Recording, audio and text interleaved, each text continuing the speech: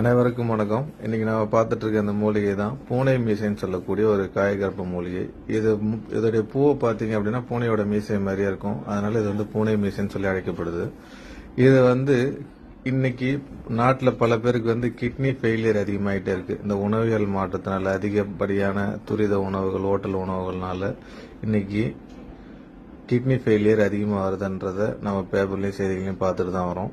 அப்போ அது மாதிரியான கிட்னி ஃபெயிலியரை தடுக்கக்கூடிய மூலிகை இதுதான். இப்போ ஒருத்தருக்கு ரத்தத்தில் கிரியேட்டின் லெவல் அதிகமாக இருக்கு, யூரியா லெவல் அதிகமாக இருக்கு அப்படின்னு ரிப்போர்ட் வரும்பொழுது டயாலிசிஸ் ஸ்டேஜுக்கு போகிறதுக்கு முன்னாடி, அதாவது டயாலிசிஸ் பண்ண சொல்றாங்க, டயாலிசிஸ் பண்றதுக்கு முன்னாடி இந்த தழையை டெய்லி காலையில நைட்டு 2 வேளை கொதிக்க வச்சு குடிச்சிட்டு வந்தாங்க அப்படின்னா 15 இருந்து 20 நாள்ல கிரியேட்டின் லெவல் குறையறத பார்க்கலாம். அதே மாதிரி எனக்கு பயமா இருக்கு, அதிகப்படியான ஹோட்டல் உணவு நான் எடுக்கிறேன் அப்படின்னு பயம் இருக்கிறவங்களும் தாராளமா இதை முன்னெச்சரிக்கையாகவும் எடுத்துக்கலாம். நன்றி.